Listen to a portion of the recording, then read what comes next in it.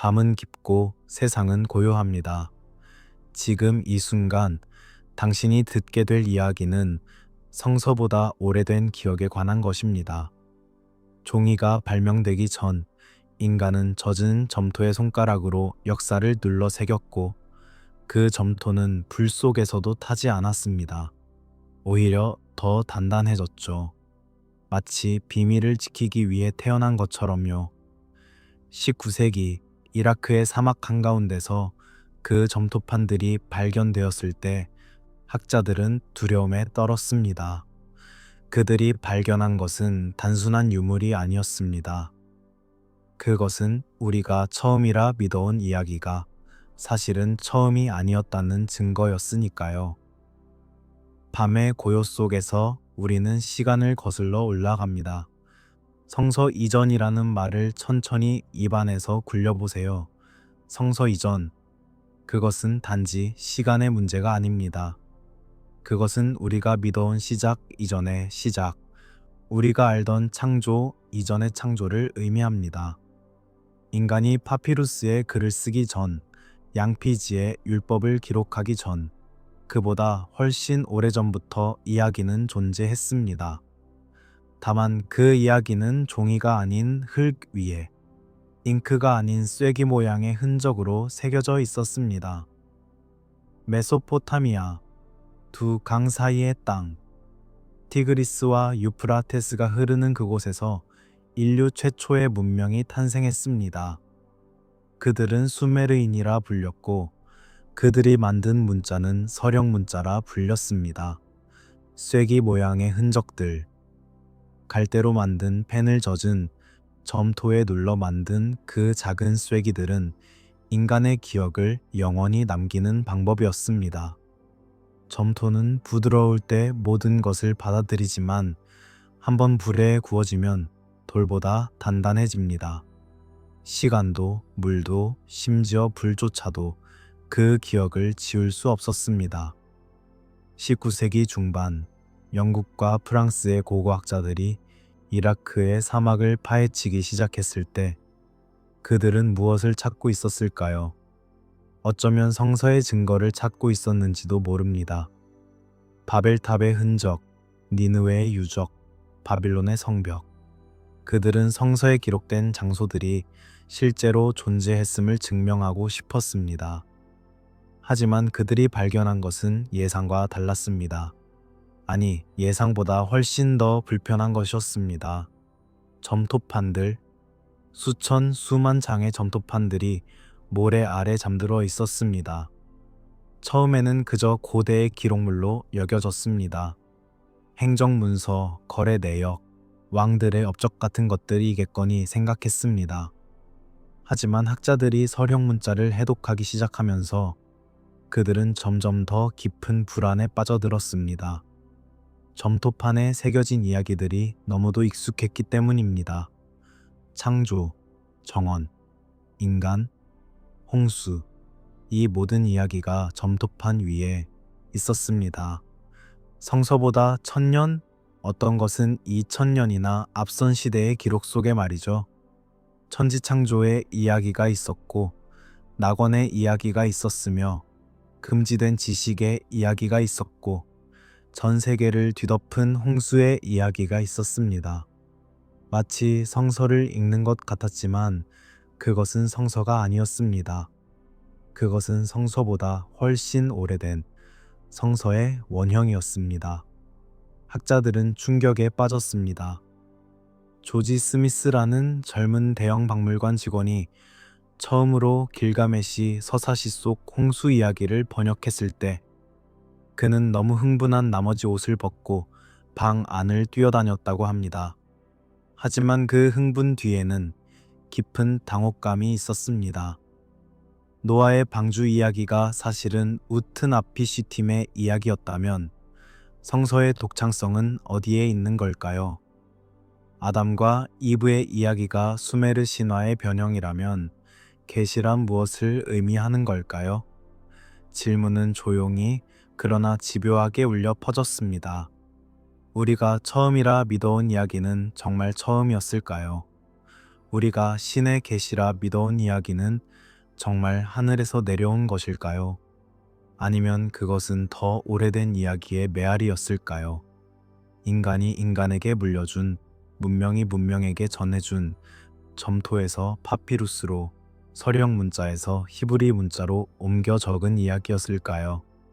밤은 깊어지고 점토판 위의 쐐기 모양 문자들은 별처럼 반짝입니다. 각각의 쐐기는 하나의 진실을, 하나의 기억을, 하나의 질문을 담고 있습니다. 그리고 그 질문들은 아직도 대답되지 않은 채 박물관의 유리 진열장 안에서 조용히 우리를 바라보고 있습니다. 성서 이전의 침묵. 그 침묵 속에는 우리가 듣지 못한 수많은 목소리가 잠들어 있습니다. 이제 우리는 한 장소로 걸음을 옮깁니다. 아시리아 제국의 수도 니네베. 티그리스 강변에 세워진 거대한 도시. 그곳에는 한때 세상에서 가장 위대한 도서관이 있었습니다. 종이도 책도 없던 시대의 도서관. 오직 점토판만이 빼곡히 쌓여 있던 그곳은 인류의 기억을 보관하는 신성한 창고였습니다. 아슈르바니팔, 기원전 7세기를 지배했던 아시리아의 왕. 그는 정복자였지만 동시에 학자이기도 했습니다. 그는 제국 곳곳에서 점토판을 모았습니다. 수메르의 신화, 바빌론의 주술, 아카드의 서사시, 우르의 창가. 모든 지식, 모든 이야기, 모든 지혜를 한 곳에 모으려 했습니다. 그가 세운 도서관에는 2만 장이 넘는 점토판이 보관되어 있었습니다. 인류가 그때까지 기록한 모든 것의 총합이었습니다. 하지만 니네베는 멸망했습니다. 기원전 612년 도시는 불타올랐고 궁전은 무너졌으며 도서관은 잿더미가 되었습니다. 그러나 아이러니하게도 그 불이 도서관을 구했습니다. 불은 건물을 태웠지만 점토판을 태우지 못했습니다. 오히려 점토판들은 불 속에서 더욱 단단하게 구워졌고 2000년이 넘는 세월 동안 모래 아래서 완벽하게 보존되었습니다. 마치 누군가가 의도한 것처럼요. 19세기 중반 오스틴 헨리 레이어드와 호르무즈드 라삼이 니네베 유적을 발굴했을 때 그들은 그 도서관의 잔해를 발견했습니다. 무너진 벽 사이로 쏟아져 나온 점토판들. 어떤 것은 완전한 상태였고 어떤 것은 조각나 있었지만 모두가 이야기를 담고 있었습니다. 그리고 그 이야기들 중에는 세상을 바꿀 만한 것들이 있었습니다. 길가메시 서사시, 인류 최초의 영웅 서사시, 불멸을 찾아 떠난 한 왕의 이야기. 그 안에는 우정과 상실, 두려움과 용기, 그리고 무엇보다도 홍수의 이야기가 담겨 있었습니다. 우트나피시 팀이라는 현자가 신들의 경고를 받아 배를 만들고 모든 생명체를 싣고 대홍수에서 살아남는 이야기. 그것은 노아의 방주와 너무도 닮아 있었습니다. 아니, 정확히 말하자면 노아의 방주가 우트나피시 팀의 이야기와 너무도 닮아 있었습니다. 아트라하시스, 또 다른 점토판 서사시. 이것은 인간 창조의 이야기를 담고 있었습니다. 신들이 노동에 지쳐 인간을 만들기로 결정하는 장면, 흙과 신의 피를 섞어 인간을 빚는 과정, 그리고 인간이 너무 시끄럽고 번성하자 신들이 홍수로 그들을 쓸어버리기로 결정하는 이야기. 이것 역시 창세기와 놀라울 정도로 유사했습니다. 에누마 엘리시, 바빌론의 창조 서사시. 7개의 점토판에 새겨진 이 이야기는 세상이 어떻게 시작되었는지를 말해줍니다. 혼돈의 여신 티아마트와 질서의 신 마르두크의 전투. 티아마트의 몸이 찢겨 하늘과 땅이 되는 장면. 신들이 회의를 열어 인간을 창조하기로 결정하는 모습. 이 모든 것이 창세기보다 천년은 앞선 시대의 기록이었습니다. 학자들은 이 점토판들을 읽으며 깨달았습니다. 이것들은 신화가 아니라는 것을, 아니, 정확히 말하자면 이것들은 신화이기 이전의 기록이었다는 것을. 메소포타미아 사람들에게 이 이야기들은 역사였고 진실이었으며 그들의 정체성 그 자체였습니다. 점토판에 새겨진 신들의 회의, 인간의 창조, 홍수의 심판, 이 모든 것은 그들에게 실제로 일어난 일이었습니다. 그렇다면 성서는 무엇일까요? 학자들은 비교를 시작했습니다. 창세기의 창조 이야기와 에누마 엘리시를 나란히 놓고 노아의 홍수와 길가메시의 홍수를 비교했습니다. 유사성은 부정할 수 없었습니다. 세부 사항까지 일치하는 경우가 너무 많았습니다. 방주의 크기, 동물의 선택, 비둘기와 까마귀, 산 위에 머무는 배, 재물을 받고 기뻐하는 신. 이것이 우연일 수는 없었습니다. 하지만 학계는 조용했습니다. 발견은 학술지에 실렸고 박물관에 전시되었지만 설교단에서는 언급되지 않았습니다. 왜일까요? 왜 이렇게 중요한 발견이 대중에게는 천천히 조심스럽게 때로는 전혀 전달되지 않았을까요? 그것은 이 발견이 불편했기 때문입니다. 성서의 유일무이함에, 계시의 신성함에, 신앙의 토대에 균열을 일으킬 수 있는 발견이었기 때문입니다. 박물관에서는 말하지만 교회에서는 말하지 않는 이야기, 대학에서는 가르치지만 성당에서는 침묵하는 진실. 이것이 니네베 도서관이 남긴 유산이었습니다. 기억을 통제하는 권력, 어떤 이야기를 말하고 어떤 이야기를 숨길 것인가를 결정하는 힘. 그것은 왕이 가진 힘이기도 했고 사제가 가진 힘이기도 했으며 역사가 가진 힘이기도 했습니다. 밤이 깊어갑니다. 니네베의 점토판들은 여전히 대형 박물관의 지하 창고에 보관되어 있습니다. 대부분은 전시되지 않습니다. 너무 많기 때문이기도 하지만 어쩌면 너무 불편하기 때문이기도 합니다. 하지만 그 점토판들은 조용히 기다립니다. 언젠가 누군가가 다시 그들의 이야기를 들어주기를, 성서 이전의 진실을 마주할 용기를 가진 이가 나타나기를 기다립니다. 이제 우리는 창조의 순간으로 들어갑니다. 세상이 아직 이름을 갖기 전, 하늘과 땅이 분리되기 전, 빛이 어둠과 뒤섞여 있던 그 순간으로 말이죠. 에누마 엘리시, 바빌론의 창조 서사시. 이 이야기는 7개의 점토판에 새겨져 있었습니다.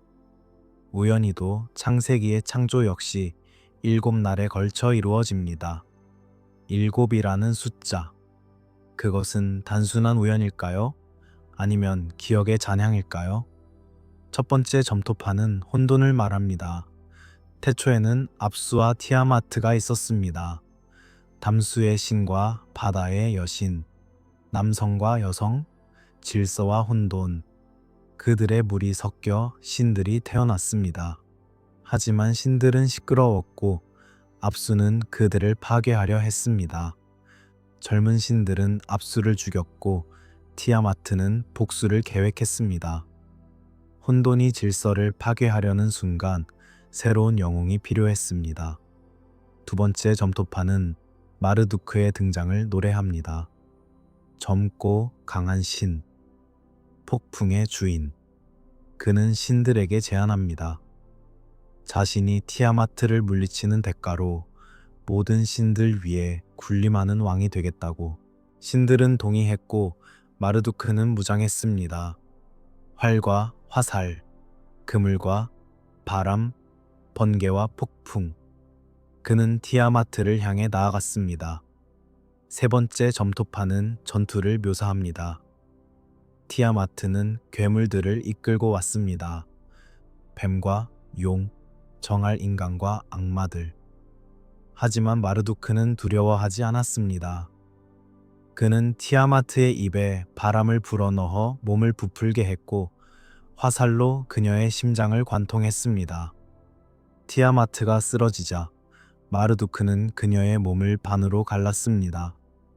한쪽은 하늘이 되었고 다른 한쪽은 땅이 되었습니다. 폭력. 창조는 폭력으로 시작되었습니다. 신의 살해, 괴물의 파괴, 몸의 분열. 이것이 바빌론 사람들이 믿었던 세상의 시작이었습니다. 질서는 혼돈을 정복함으로써만 가능했고 창조는 파괴를 통해서만 이루어졌습니다. 세상은 평화로운 말씀이 아니라 피비린내 나는 전투에서 태어났습니다. 네 번째 점토파는 하늘의 조직을 말합니다.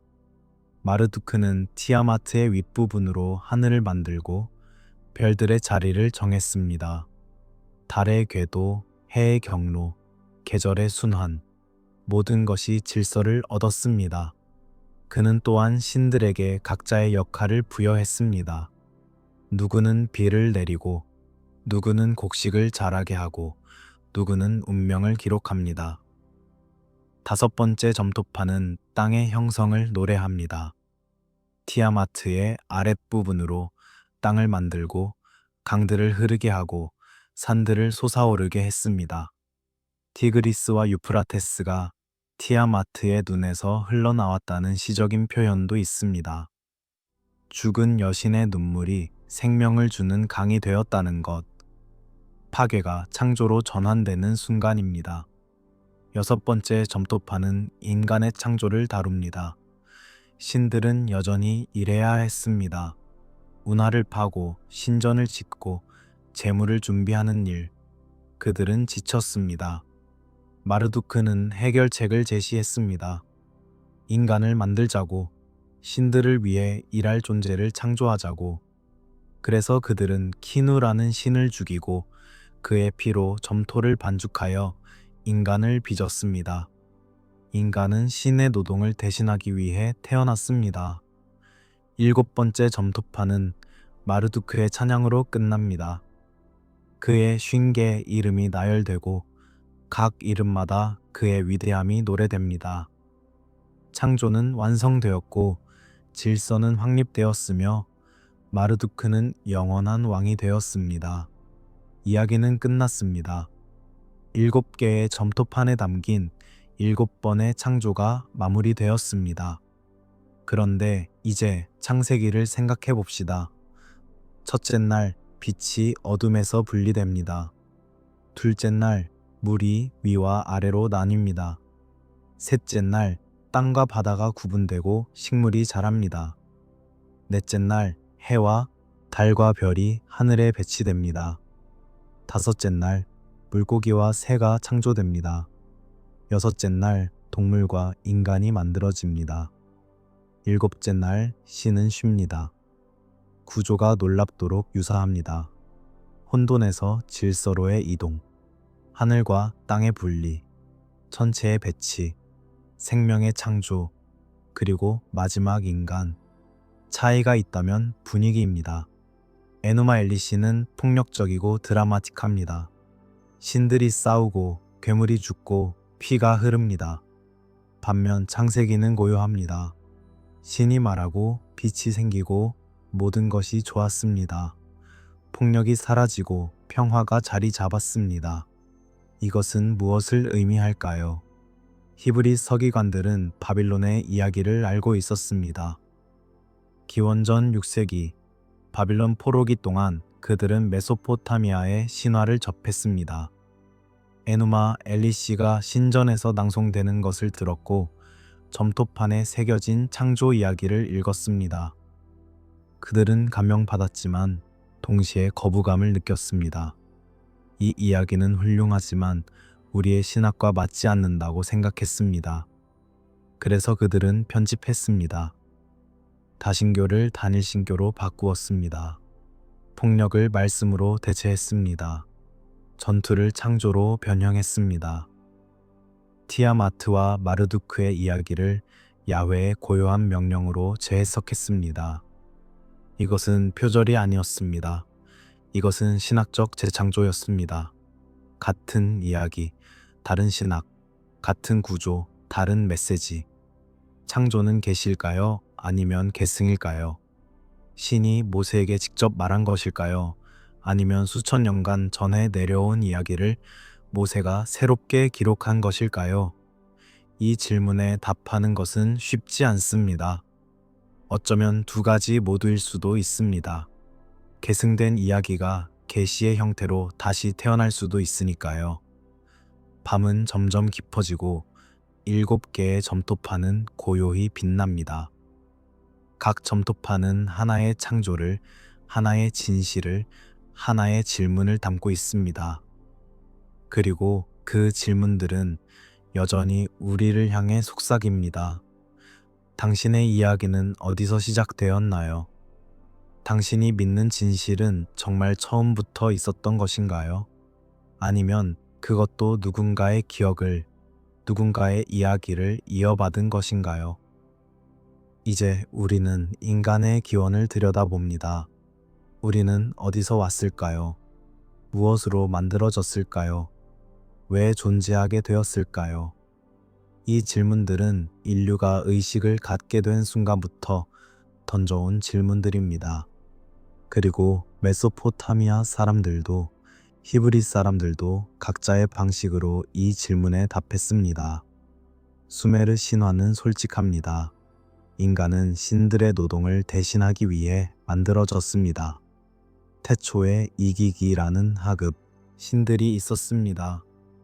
그들은 운하를 파고 강을 정비하고 곡식을 재배해야 했습니다. 힘든 노동이었습니다. 그들은 불평했고 마침내 파업을 일으켰습니다.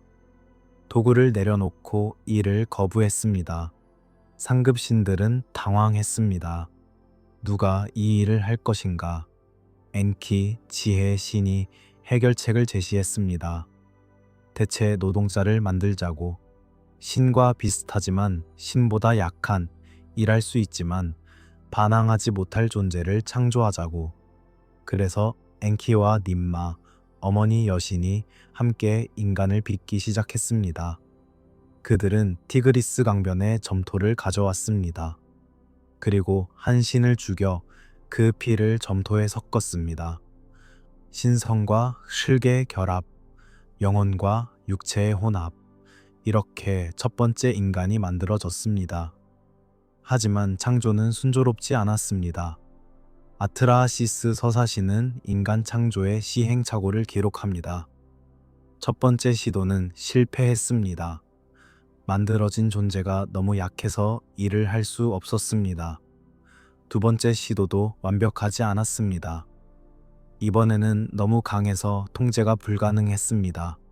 신들은 반복하고 조정하며 인간을 개선해 나갔습니다. 마치 도공이 그릇을 빚듯이 신들은 인간을 빚었습니다. 결함 있는 인간들, 수메르 신화는 이들에 대해서도 말합니다. 보지 못하는 자, 듣지 못하는 자, 걷지 못하는 자.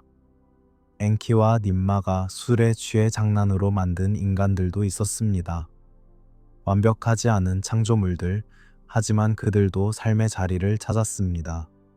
신들은 그들에게도 역할을 부여했습니다. 장애는 저주가 아니라 다양성의 한 형태였습니다. 이제 창세기를 보십시오. 야훼가 땅의 흙으로 사람을 빚고 그 코에 생기를 불어넣습니다. 흙과 신의 숨결. 이것은 점토와 신의 피와 얼마나 유사한가요? 물질과 신성의 결합이라는 개념은 동일합니다. 인간은 순전히 물질적이지도 순전히 영적이지도 않습니다. 우리는 그 둘 사이 어딘가에 존재합니다. 하지만 창세기의 인간도 불완전합니다. 야훼는 말합니다. 사람이 혼자 있는 것이 좋지 않다고. 이것은 놀라운 고백입니다. 신이 만든 것이 완벽하지 않다는 인정입니다. 첫 번째 인간 창조는 불완전했고 수정이 필요했습니다. 그래서 야훼는 아담을 깊이 잠들게 하고 그의 갈비뼈를 취하여 여자를 만듭니다. 갈비뼈. 이 상징은 어디서 왔을까요? 수메르어로 갈비뼈는 티입니다. 그런데 티는 생명을 의미하는 단어이기도 합니다.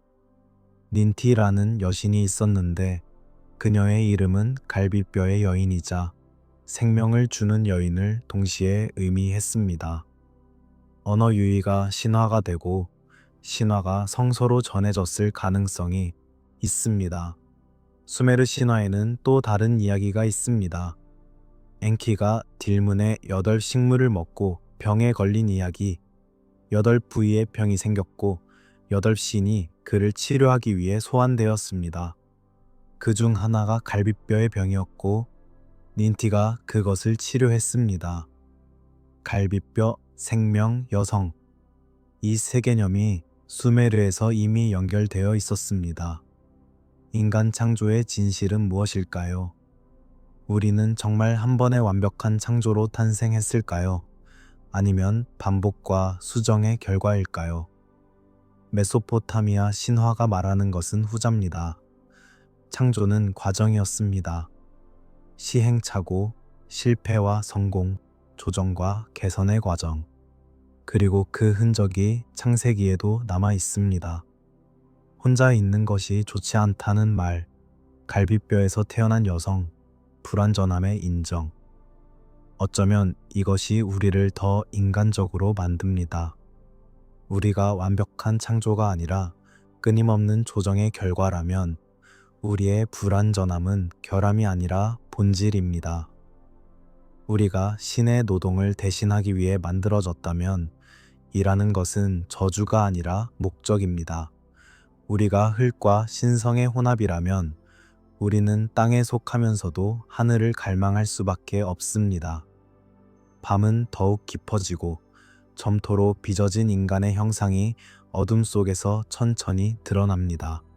그 인간은 완벽하지 않습니다. 금이 가 있고 어딘가 비뚤어져 있으며 아직 마르지 않았습니다. 하지만 그 불완전함이 오히려 아름답습니다. 그것은 우리가 여전히 만들어지고 있다는 증거니까요. 여전히 변화하고 성장하고 스스로를 재창조하고 있다는 표시니까요. 이제 우리는 낙원으로 걸어 들어갑니다. 에덴 동산, 인류가 잃어버린 완벽한 장소, 강이 흐르고 나무가 자라며 신과 인간이 함께 거닐던 곳. 하지만 에덴 이전에, 성서가 기록되기 전에 이미 낙원은 존재했습니다. 그것의 이름은 딜문이었습니다. 딜문, 수메르어로 순수한 땅, 깨끗한 곳을 의미합니다. 페르시아만 어딘가에 위치했다고 전해지는 신들의 정원. 그곳에는 질병이 없었습니다. 죽음이 없었습니다. 사자가 사냥하지 않았고 늑대가 양을 해치지 않았습니다. 까마귀도 울지 않았고 과부도 슬퍼하지 않았습니다. 완벽한 평화의 땅이었습니다. 딜문은 태양신 우투가 떠오르는 곳이었습니다. 빛이 처음 시작되는 장소, 물의 신 엔키가 그곳을 거닐었고 그의 아내 닌후르상이 식물들을 돌보았습니다. 지혜와 생명이 함께 숨쉬는 공간이었습니다. 신화는 말합니다. 딜문에는 처음에 담수가 없었다고. 그래서 우투가 땅에서 샘을 솟게 했고 그 물로 정원이 푸르게 되었다고. 에덴 동산을 떠올려 봅시다.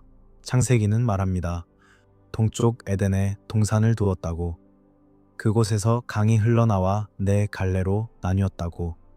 비손, 기혼, hit데겔, 유프라테스.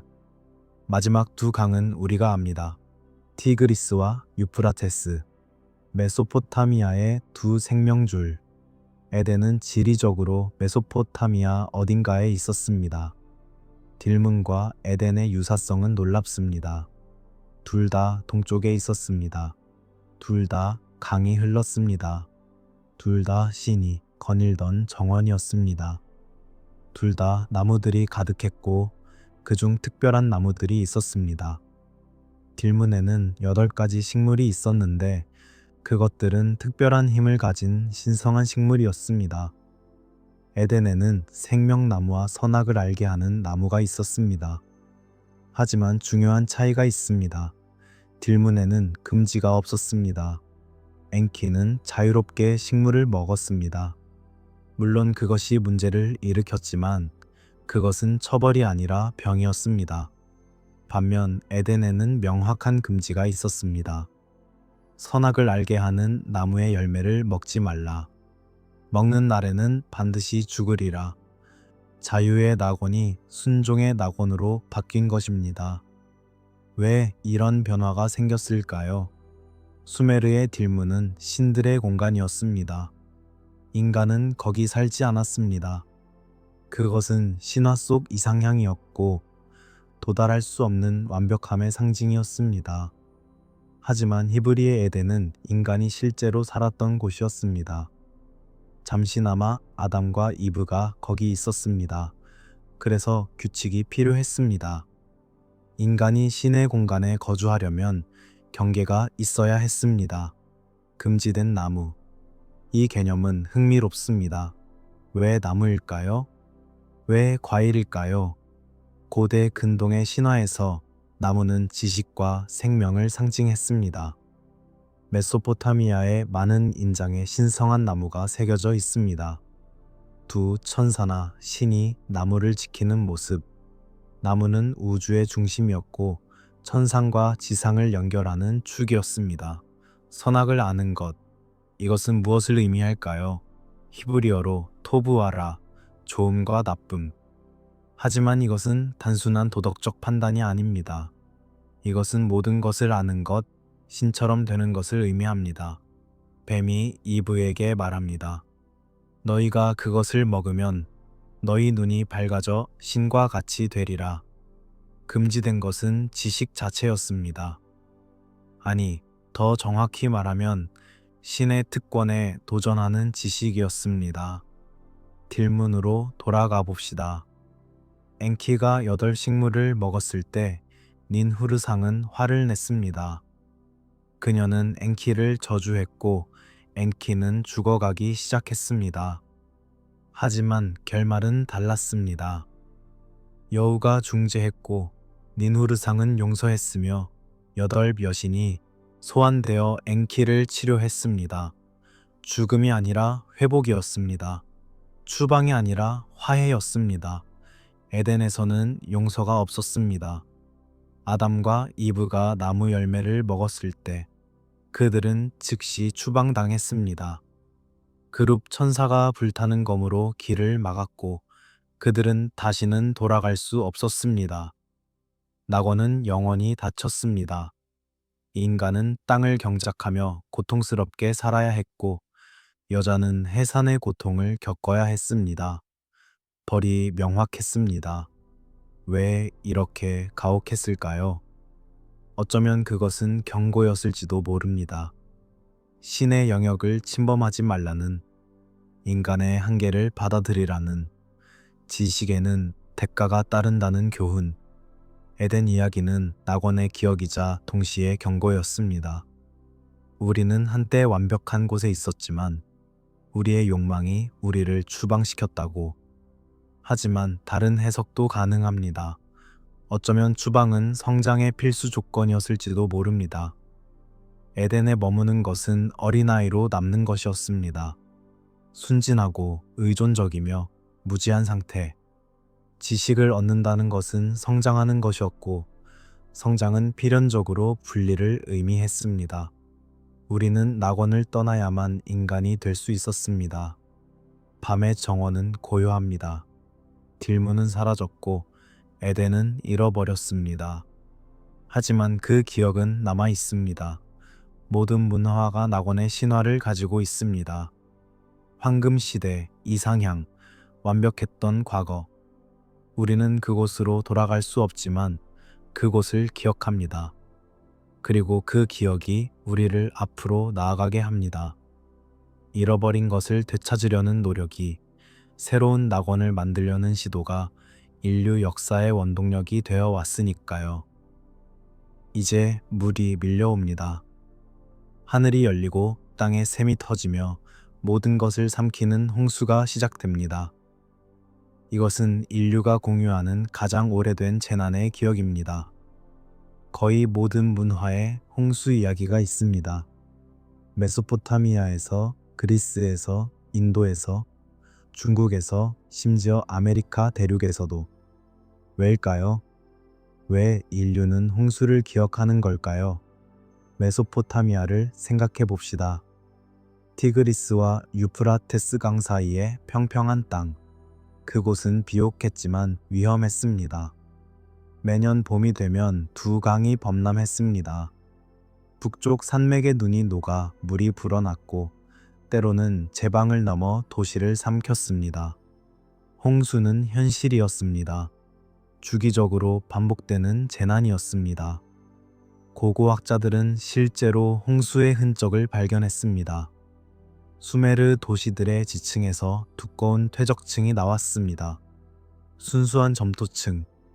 그 위와 아래는 문명의 유적이 있었지만 그 사이에는 아무것도 없었습니다. 홍수가 모든 것을 쓸어간 흔적이었습니다. 물론 그것이 전 세계를 덮은 대홍수는 아니었습니다. 하지만 그 지역 사람들에게는 세상 전체가 사라진 것처럼 느껴졌을 것입니다. 길가메시 서사시의 11번째 점토판에 홍수 이야기가 나옵니다. 길가메시가 불멸을 찾아 여행하다가 우트나피시팀이라는 노인을 만납니다. 우트나피시팀은 불멸을 얻은 유일한 인간이었습니다. 어떻게 그렇게 되었는가? 그는 홍수에서 살아남았기 때문입니다. 우트나피시팀의 이야기는 이렇습니다. 신들이 인간을 파괴하기로 결정했습니다. 인간이 너무 시끄럽고 번성해서 신들이 잠을 잘 수 없었기 때문입니다. 대신 엔릴이 홍수를 일으키기로 했습니다. 하지만 에아시는 우트나피시팀에게 비밀리에 경고했습니다. 갈 때 오두막 벽에 대고 속삭였습니다. 배를 만들라고, 모든 생명의 씨앗을 싣고 살아남으라고. 우트나피시팀은 순종했습니다. 거대한 배를 만들었습니다. 정육면체 형태로 각 면이 120큐빗이었습니다. 그는 가족을 태우고 모든 종류의 동물을 태우고 기술자들을 태웠습니다. 배가 완성되자 홍수가 시작되었습니다. 6일 밤낮 동안 폭풍이 몰아쳤습니다. 물이 하늘에 닿을 만큼 불어났고 신들조차 두려워 떨었습니다. 7째 날 폭풍이 멈췄습니다. 우튼 아피시 팀이 창문을 열자 고요했습니다. 모든 인간이 진흙으로 변해 있었습니다. 배는 니시르 산에 걸렸습니다. 우트나피시 팀은 비둘기를 날렸지만 비둘기는 쉴 곳을 찾지 못하고 돌아왔습니다. 제비를 날렸지만 제비도 돌아왔습니다. 까마귀를 날렸고 까마귀는 돌아오지 않았습니다. 물이 빠진 것입니다. 우트나피시 팀은 제물을 드렸습니다. 신들이 제물의 향기를 맡고 모여들었습니다. 그들은 배고팠습니다. 엔릴은 처음에 화를 냈습니다. 인간이 살아남았다는 것에. 하지만 에아가 설득했고 결국 엔릴은 우트나피시 팀과 그의 아내를 축복했습니다. 그들에게 불멸을 주고 강 입구의 먼 곳에서 영원히 살게 했습니다. 이제 노아의 이야기와 비교해 봅시다. 창세기 6장부터 9장까지 야훼가 인간의 악함을 보고 후회합니다. 인간을 쓸어버리기로 결정합니다. 하지만 노아는 의로웠습니다. 야훼는 노아에게 방주를 만들라고 명령합니다. 고페르 나무로 길이 300큐빗, 너비 50큐빗, 높이 30큐빗의 배를 만들라고. 노아는 순종합니다. 가족을 태우고 동물을 한 쌍씩 태웁니다. 깨끗한 짐승은 7쌍을 태웁니다. 그리고 비가 내리기 시작합니다. 40일 낮과 밤 동안 모든 높은 산이 물에 잠겼습니다. 150일 동안 물이 땅을 덮었습니다. 그러다가 물이 빠지기 시작했고 방주는 아라랏 산에 머물렀습니다. 노아는 까마귀를 날렸습니다. 까마귀는 왔다 갔다 했습니다. 비둘기를 날렸는데 비둘기는 쉴 곳이 없어 돌아왔습니다. 일주일 후 다시 비둘기를 날렸고 비둘기가 감람나무 잎을 물고 돌아왔습니다. 또 일주일 후 비둘기를 날렸고 이번에는 돌아오지 않았습니다. 땅이 마른 것입니다. 노아는 제단을 쌓고 번제를 드렸습니다. 야훼가 그 향기를 받으시고 다짐하셨습니다. 다시는 땅을 저주하지 않겠다고, 다시는 모든 생물을 멸하지 않겠다고 무지개를 언약의 표시로 주셨습니다. 세부 사항을 보십시오. 방주, 가족과 동물, 산에 머무는 배, 새를 날리는 것, 제물을 드리는 것, 신이 향기를 맡는 것, 이 모든 요소가 동일합니다. 차이는 무엇일까요? 홍수의 원인이 다릅니다. 메소포타미아에서는 소음, 히브리에서는 죄. 홍수의 길이가 다릅니다. 메소포타미아에서는 7일, 히브리에서는 40일. 그리고 결말이 다릅니다. 메소포타미아에서는 불멸, 히브리에서는 언약. 하지만 핵심은 같습니다. 인류가 거의 멸망했다는 것, 소수만이 살아남았다는 것, 그들로부터 새로운 인류가 시작되었다는 것. 홍수는 종말이자 시작이었습니다. 옛 세상이 사라지고 새 세상이 태어나는 순간이었습니다. 아트라시스 서사시는 또 다른 관점을 제시합니다. 거기서 홍수는 신들의 인구 조절 정책이었습니다. 인간이 너무 많아지자 신들이 불편해했고 질병과 기근을 보냈지만 효과가 없었습니다. 결국 홍수를 선택했습니다. 하지만 에아는 아트라시스를 구했고 그 후 신들은 다른 방법을 찾았습니다. 불임, 유산, 영아 사망 같은 자연적인 인구 제한 방법들을요. 홍수 이야기가 전 세계에 퍼진 이유는 무엇일까요? 어떤 학자들은 실제로 전 지구적 대홍수가 있었다고 주장합니다. 빙하기 말 해수면이 급격히 상승했을 때 말이죠. 하지만 더 그럴듯한 설명은 이것입니다. 인류가 강 유역에 정착하면서 홍수는 반복되는 현실이었습니다. 각 문명이 자신의 홍수를 경험했고 그것을 신화로 기록했습니다. 그리고 이 신화들이 무역과 정복을 통해 전파되었습니다. 바티칸은 이 다중 홍수 서사를 불편해합니다. 성서의 홍수가 유일하고 특별한 신의 심판이 아니라 흔한 고대 신화의 변형이라는 것을 인정하기 어렵습니다. 하지만 유사성은 부정할 수 없습니다. 점토파는 거기 있고 이야기는 명확하며 연대는 성서보다 앞섭니다. 홍수 뒤의 침묵을 상상해 보십시오.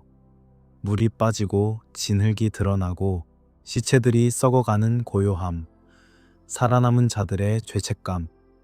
왜 나만 살아남았는가? 무엇을 위해 살아남은 것인가? 그리고 천천히, 아주 천천히 재건이 시작됩니다. 씨앗을 심고 집을 짓고 아이를 낳고 다시 시작합니다. 홍수는 끝이 아니었습니다. 그것은 새로운 시작이었습니다. 밤의 물은 고요히 흐릅니다. 홍수의 기억은 여전히 우리 안에 있습니다. 매번 태풍이 올 때, 강이 범람할 때 우리는 그 옛 두려움을 느낍니다. 물이 모든 것을 삼킬지도 모른다는 공포. 하지만 동시에 우리는 알고 있습니다. 물이 지나간 후에는 새로운 땅이 나타난다는 것을. 홍수는 파괴이자 정화였고 종말이자 약속이었습니다. 이제 우리는 하늘로 올라갑니다. 신들의 궁전으로 운명이 결정되는 회의장으로 말이죠. 메소포타미아 신화에서 중요한 결정은 혼자 내려지지 않았습니다. 신들은 모여서 토론했고 투표했으며 합의에 도달했습니다.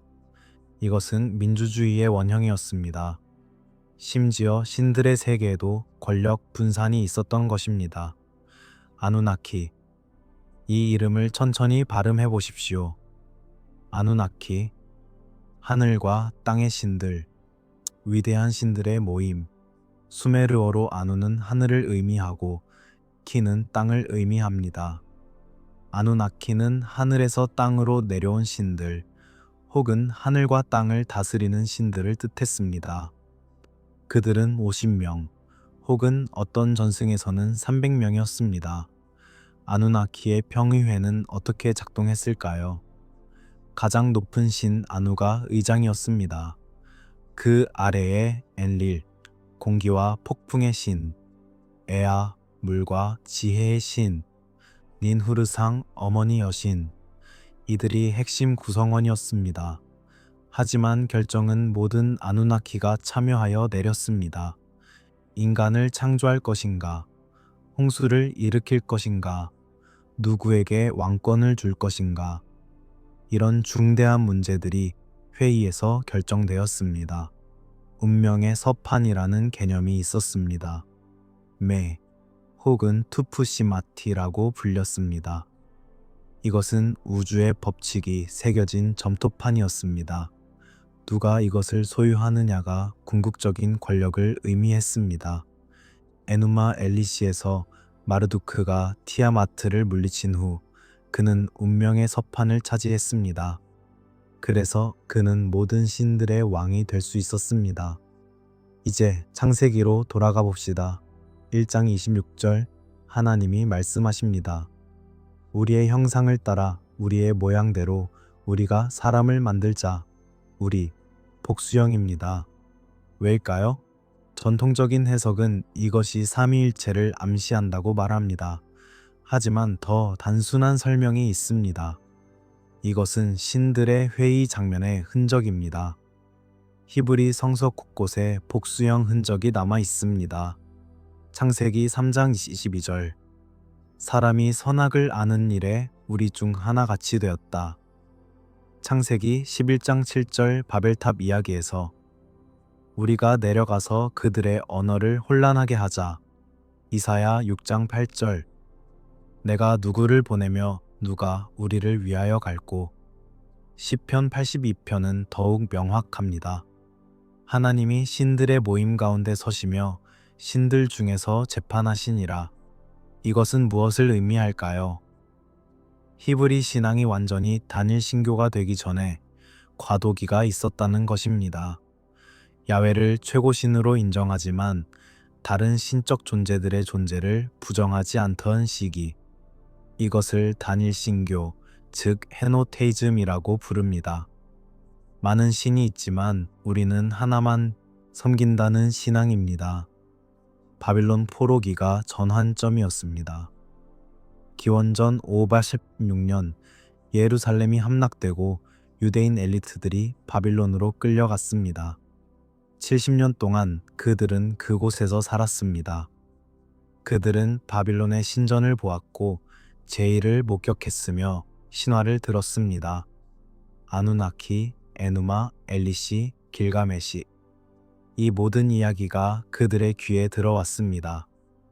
히브리 서기관들은 딜레마에 빠졌습니다. 이 이야기들은 강력했습니다. 위대했고 오래되었으며 설득력이 있었습니다. 하지만 신학적으로 받아들일 수 없었습니다. 신들의 회의, 불가능합니다. 신은 하나뿐입니다. 신들 간의 전투, 있을 수 없습니다.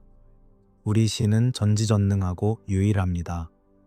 그렇다면 어떻게 할 것인가? 편집이 시작되었습니다. 이야기의 구조는 유지하되 신학을 바꾸었습니다. 복수의 신들을 단수의 신으로 통합했습니다. 아누나키의 토론을 야훼의 독백으로 변환했습니다. 우리의 형상대로라는 표현은 남았지만 이제 그것은 왕의 복수 혹은 신의 장엄함을 나타내는 수사적 표현으로 해석되었습니다. 하지만 흔적은 완전히 지워지지 않았습니다. 주에 깊게 읽으면 다신적 기억의 잔향을 들을 수 있습니다. 천사들, 그룹들, 하늘의 군대, 이들은 누구일까요? 어쩌면 그들은 아누나키의 후손들일지도 모릅니다. 신에서 천사로 격화된, 하지만 여전히 신적인 존재들. 신의 목소리가 하나가 될 때 어떤 일이 생길까요? 권위는 강해집니다. 명령은 명확해집니다. 하지만 토론은 사라집니다. 신들이 회의를 할 때는 다른 의견이 있을 수 있었습니다. 에아는 인간을 구하고 싶어 했고 엔릴은 파괴하고 싶어 했습니다. 긴장이 있었고 드라마가 있었으며 불확실성이 있었습니다. 하지만 하나의 신만이 말할 때 그 말은 절대적입니다. 의문의 여지가 없습니다. 이것은 신학적으로 더 순수할 수 있습니다. 하지만 인간적으로는 어떨까요? 신들의 회의는 인간 세상을 반영했습니다. 왕들이 평의회를 소집하고 장로들이 모여 결정하며 공동체가 함께 미래를 선택합니다. 신들도 그렇게 했다는 것은 민주적 의사결정이 신성한 것임을 암시했습니다. 하지만 단일신 신학에서는 명령만이 있습니다. 복종만이 요구됩니다. 권력의 통제, 이것이 핵심입니다. 누가 이야기를 말하는가? 누가 신의 뜻을 해석하는가? 신들의 회의가 있다면 해석의 여지가 있습니다. 어떤 신의 말을 따를 것인가를 선택할 수 있습니다. 하지만 하나의 신, 하나의 목소리, 하나의 진리만이 있다면 선택의 여지가 없습니다. 권위는 절대적이 됩니다. 밤의 하늘을 올려다 보십시오. 별들이 반짝입니다. 옛사람들은 각 별이 신이라고 믿었습니다. 하늘은 신들의 회의장이었고 별들의 움직임은 그들의 토론이었습니다. 하지만 이제 우리는 별을 가스와 불로 설명합니다.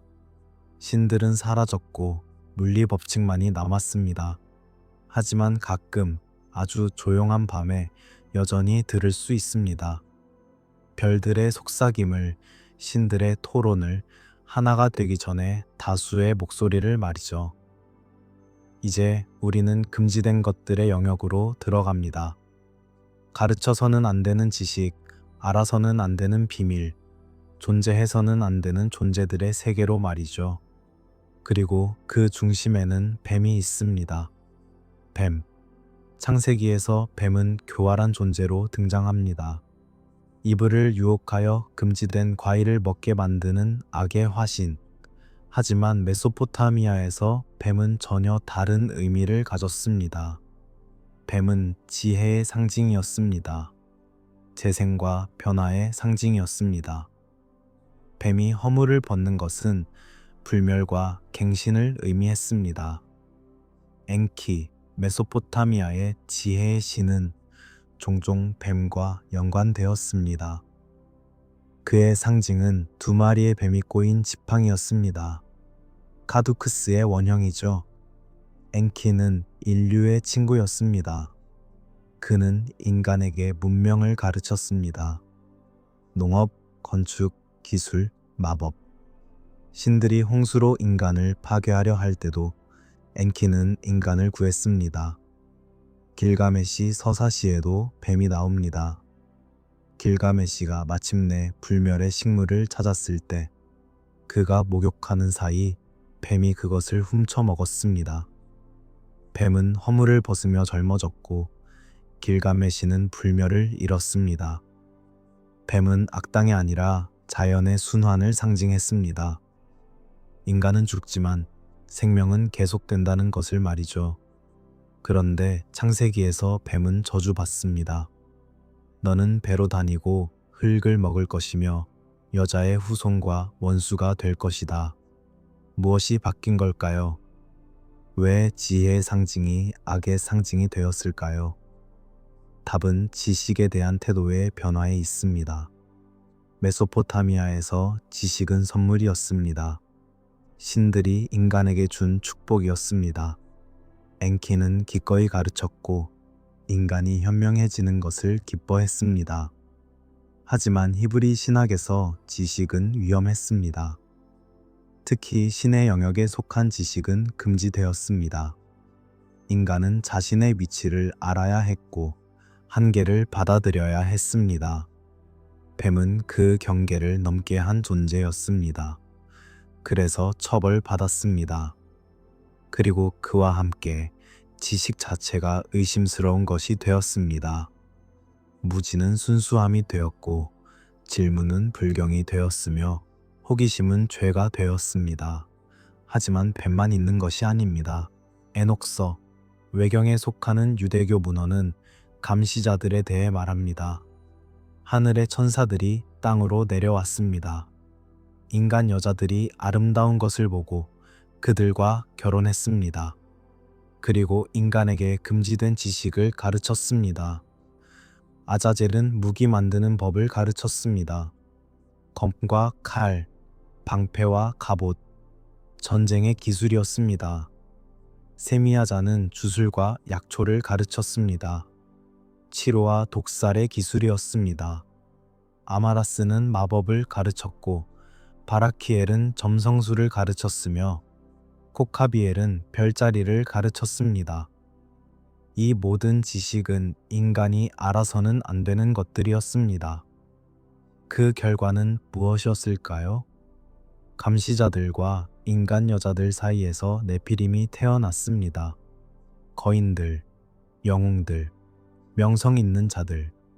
창세기 6장은 간략히 언급합니다. 그때에 땅에 네피림이 있었고 하나님의 아들들이 사람의 딸들과 결합하여 자식을 낳았다고. 그들은 용사요 고대의 명성 있는 사람들이었습니다. 하지만 에녹서는 더 자세합니다. 네피림은 거대했고 강했으며 폭력적이었습니다. 그들은 인간을 억압했고 땅을 피로 물들였습니다. 신은 이것을 보고 홍수를 일으켰습니다. 네피림을 쓸어버리기 위해서. 감시자들은 처벌받아 땅 아래 감옥에 갇혔습니다. 인간도 함께 파괴되었습니다. 지식의 대가였습니다. 메소포타미아에도 유사한 이야기가 있습니다. 아칼루라는 현자들이 있었습니다. 반인반신의 존재들. 그들은 홍수 이전 시대에 인간에게 문명을 가르쳤습니다. 7명의 아칼루가 있었고 각자 다른 기술을 전수했습니다. 그들은 축복받은 존재였고 기억되고 숭배되었습니다. 차이를 보십시오. 메소포타미아에서 지식을 준 존재들은 영웅이었습니다. 히브리 전통에서 그들은 타락한 천사였습니다. 같은 행위, 정반대의 평가. 왜일까요? 통제의 문제였습니다. 지식은 권력입니다.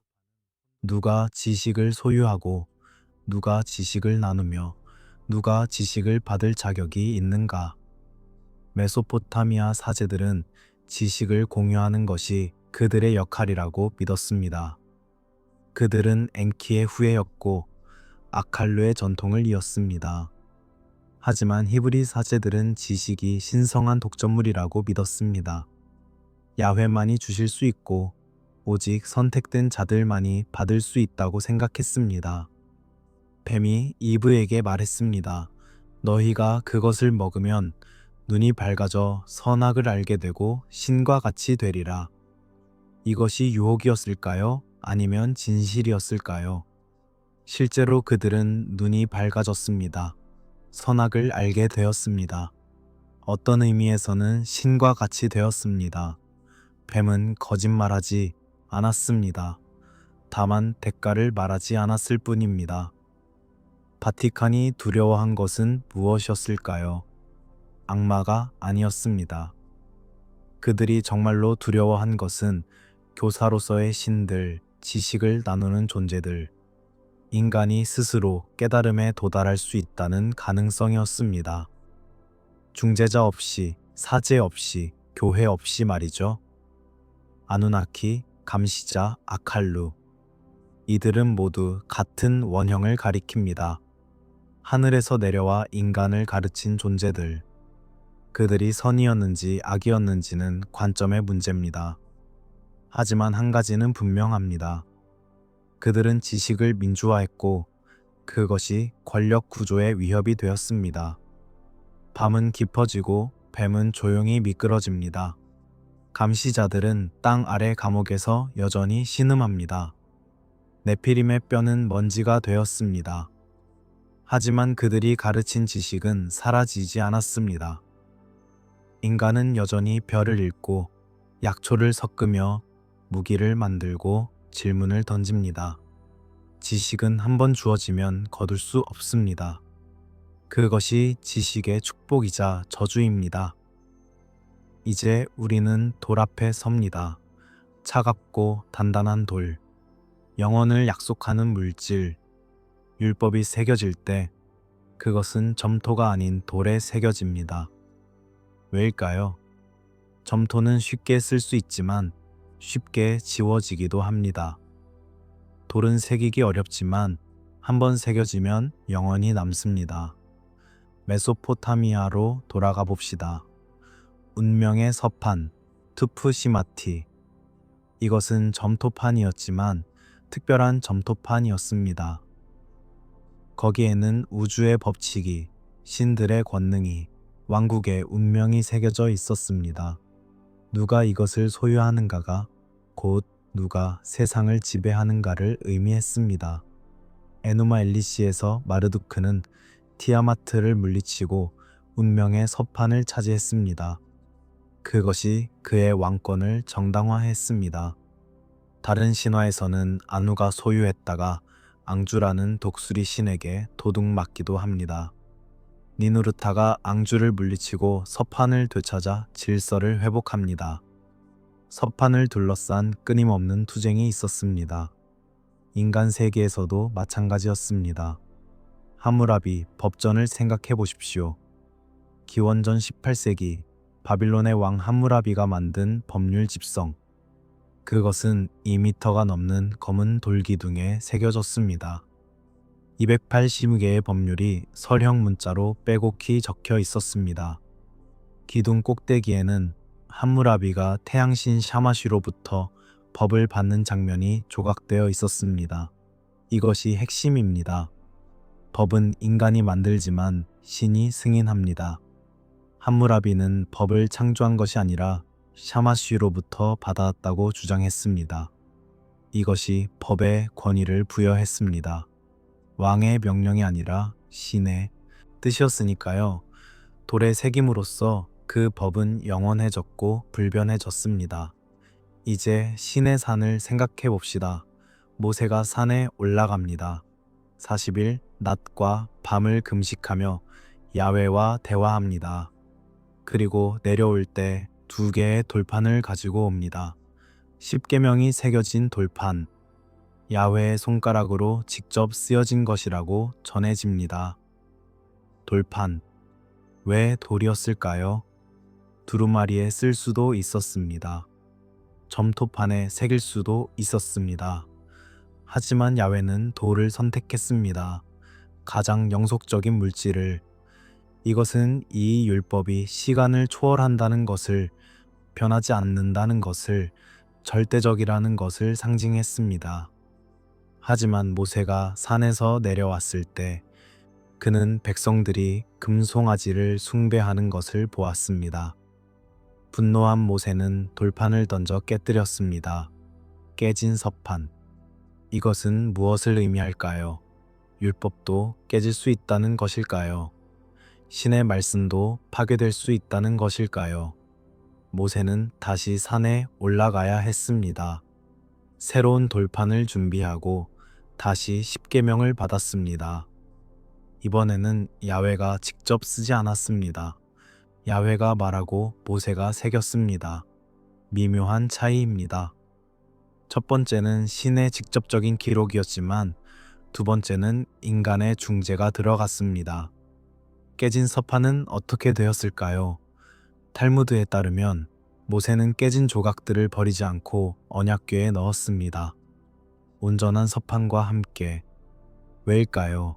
깨진 것도 신성하기 때문입니다. 실패도 기억할 가치가 있기 때문입니다. 완벽하지 않은 것도 소중하기 때문입니다. 율법은 명령일까요? 아니면 계약일까요? 함무라비의 법은 명령이었습니다. 왕이 선포하고 백성이 따릅니다. 하지만 십계명은 계약의 일부였습니다. 야훼가 말합니다. 내가 너희를 이집트에서 인도했으니 너희는 이렇게 살아라. 조건부 관계입니다. 신이 먼저 행동했고 인간이 응답하는 것입니다. 돌판은 언약궤에 보관되었습니다. 금으로 입힌 나무 상자, 그룹 천사들이 날개로 덮고 있는 지성소의 중심, 언약궤는 이동 가능한 신의 보좌였습니다. 이스라엘이 광야를 떠돌 때 언약궤가 그들과 함께 움직였습니다. 전쟁에 나갈 때도 강을 건널 때도 언약궤는 그들을 인도했습니다. 언약궤 안에는 무엇이 있었을까요? 돌판, 만나를 담은 항아리, 아론의 쌍난 지팡이. 세 가지 모두 기억의 물건들이었습니다. 돌판은 율법을, 만나는 광야에서의 기적을, 지팡이는 선택받은 제사장직을 상징했습니다. 언약궤는 단순한 상자가 아니라 기억의 저장소였습니다. 하지만 언약궤는 사라졌습니다. 기원전 586년 바빌론이 예루살렘을 파괴했을 때 성전이 불탔고 언약궤는 사라졌습니다. 어디로 갔을까요? 바빌론으로 약탈되어 갔을까요? 미리 숨겨져서 어딘가에 보관되었을까요? 아니면 완전히 파괴되었을까요? 아무도 모릅니다. 언약궤가 사라진 후 무엇이 남았을까요? 기억만이 남았습니다. 그리고 기록.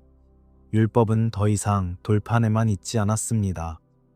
두루마리에 복사되었고 외워졌으며 가르쳐졌습니다. 물질적 서판은 사라졌지만 율법 자체는 살아남았습니다. 이것이 중요한 전환점입니다. 율법이 돌에서 종이로, 사물에서 텍스트로, 장소에서 공동체로 옮겨간 순간입니다. 더 이상 예루살렘에 가지 않아도 율법을 만날 수 있었습니다. 더 이상 성전에 들어가지 않아도 신의 말씀을 들을 수 있었습니다. 유대교는 성전 종교에서 체계 종교로 변화했습니다. 기록을 소유한 자의 힘, 이것이 핵심입니다. 누가 율법을 보관하는가? 누가 율법을 해석하는가? 누가 율법을 가르치는가? 메소포타미아에서는 사제들이 점토판을 보관했습니다. 그들만이 서령 문자를 읽을 수 있었고 그들만이 신들의 뜻을 해석할 수 있었습니다. 지식의 독점이 권력의 기반이었습니다. 히브리 사회에서도 마찬가지였습니다. 처음에는 제사장들만이 율법을 알았습니다. 하지만 점점 더 많은 사람들이 읽기를 배웠고 율법을 공부했으며 스스로 해석하기 시작했습니다.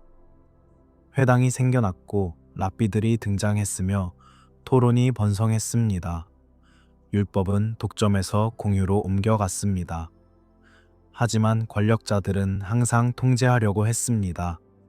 누가 정경을 결정하는가? 어떤 책이 신성하고 어떤 책이 외경인가? 누구의 해석이 정통이고 누구의 해석이 이단인가? 법을 둘러싼 끊임없는 경쟁이 있었습니다. 밤의 돌은 차갑고 침묵합니다. 율법은 여전히 거기 새겨져 있지만 누가 그것을 읽을 수 있을까요? 누가 그것을 소유한다고 주장할 수 있을까요? 돌은 영원하지만 그 의미는 계속 변합니다. 각 세대는 율법을 다시 읽고 다시 해석하며 다시 적용합니다. 깨진 서판과 온전한 서판이 함께 보관되었던 것처럼 옛 해석과 새 해석이 함께 존재합니다. 이것이 살아있는 전통의 모습입니다. 이제 우리는 마지막 물음에 도달합니다. 바티칸은 무엇을 두려워했을까요? 아누나키를 왜 침묵시키려 했을까요? 외경을 왜 금서로 지정했을까요? 메소포타미아 점토판들을 왜 불편해했을까요? 답은 간단합니다. 그들이 두려워한 것은 악마가 아니었습니다. 그들이 두려워한 것은 기억이었습니다. 아누나키. 이 이름은 많은 것을 상징합니다. 하늘에서 내려온 신들, 인간을 창조한 존재들, 문명을 가르친 교사들.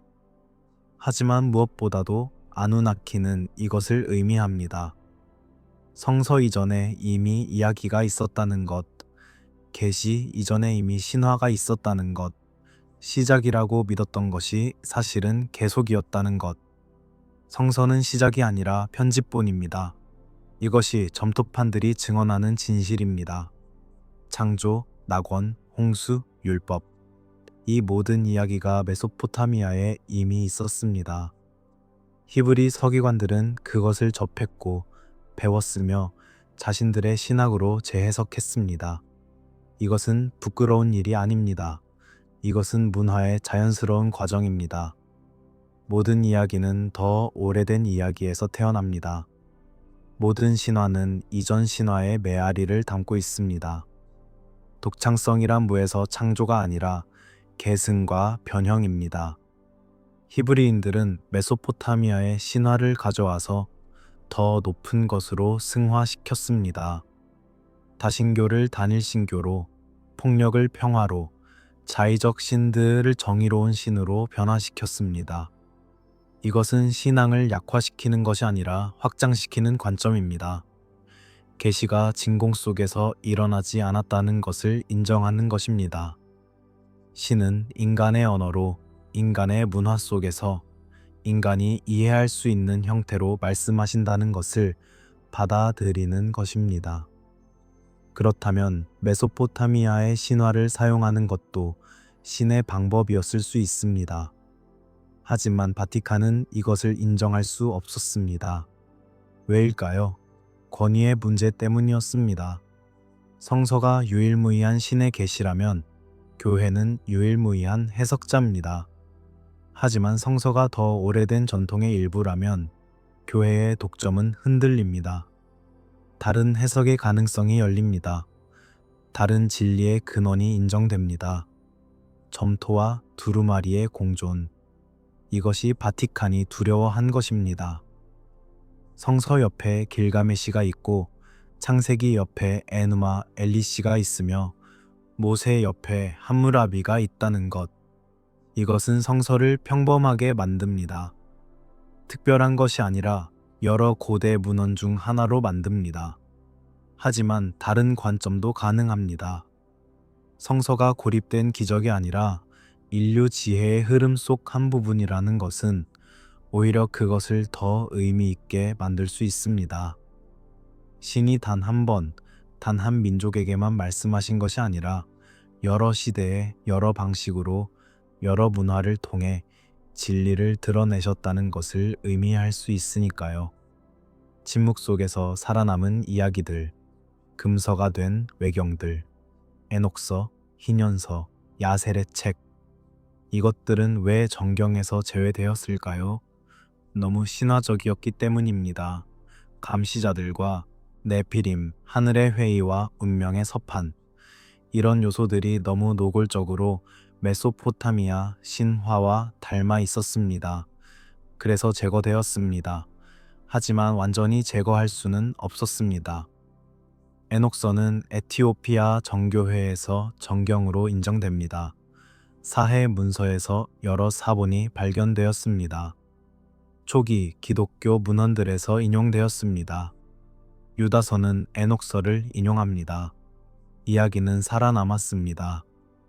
바티칸의 비밀 문서고 84km에 달하는 석에 보관된 수백만 권의 문서들. 거기에는 무엇이 있을까요? 물론 대부분은 평범한 행정 문서들일 것입니다. 하지만 어쩌면, 아주 어쩌면 잊혀지기를 원했던 이야기들도 있을지 모릅니다. 너무 불편한 진실들, 너무 위험한 질문들, 너무 오래된 기억들. 바티칸의 두려움은 이해할 만합니다. 그들은 신앙을 지키려 했습니다. 혼란을 막으려 했습니다. 권위를 유지하려 했습니다. 하지만 그 과정에서 무엇을 잃었을까요? 대화의 가능성을, 신학적 풍요로움을, 인류 지혜의 연속성에 대한 이해를, 인간은 끊임없이 기원을 묻습니다. 우리는 어디서 왔는가? 왜 여기 있는가? 무엇을 위해 사는가? 이 질문들은 수메르에서도 물었고 바빌론에서도 물었으며 히브리에서도 물었습니다. 그리고 지금도 우리는 같은 질문을 던집니다. 아누나키가 상징하는 것은 이것입니다. 인간의 질문은 하나이지만 답은 여럿이라는 것. 각 문화가 자신만의 방식으로 기원을 설명하고 의미를 찾으며 신과의 관계를 정의한다는 것. 그리고 이 모든 답들이 서로 연결되어 있다는 것. 점토판과 파피루스가 함께 놓여 있는 모습을 상상해 보십시오. 서령 문자와 히브리 문자가 나란히 있는 장면을, 길가메시와 노아가 대화하고 엔키와 야훼가 서로의 이야기를 듣는 모습을, 이것이 불경일까요? 아니면 이것이야말로 진정한 대화일까요? 수면을 위한 조용한 결말로 우리는 나아갑니다. 밤은 가장 깊은 순간에 도달했습니다. 별들은 천천히 움직이고 시간은 부드럽게 흐르며 모든 것이 고요합니다. 우리는 먼 과거로 여행했습니다. 점토판이 새겨지던 시대로, 신들이 회의를 열던 시대로, 뱀이 아직 지혜의 상징이었던 시대로. 우리가 발견한 것은 무엇입니까? 성서가 고립된 계시가 아니라 오랜 대화의 일부라는 것입니다. 우리의 이야기가 처음부터 시작되지 않았다는 것입니다. 우리는 긴 사슬의 한 고리이고 오래된 노래의 한 구절이며 끝없는 기억의 한 순간입니다. 이것이 믿음을 약하게 만들까요? 아니면 오히려 강하게 만들까요? 어쩌면 진정한 믿음은 모든 것을 알고도 여전히 믿는 것일지 모릅니다. 성서가 메소포타미아 신화와 연결되어 있다는 것을 알고도 여전히 그 안에서 의미를 찾는 것, 이야기가 빌려온 것이라는 것을 알고도 여전히 그 이야기가 진리를 담고 있다고 믿는 것. 바티칸이 두려워한 것은 악마가 아니었습니다. 그들이 두려워한 것은 우리가 알게 되는 것이었습니다. 우리가 질문하기 시작하는 것이었습니다. 우리가 스스로 생각하는 것이었습니다.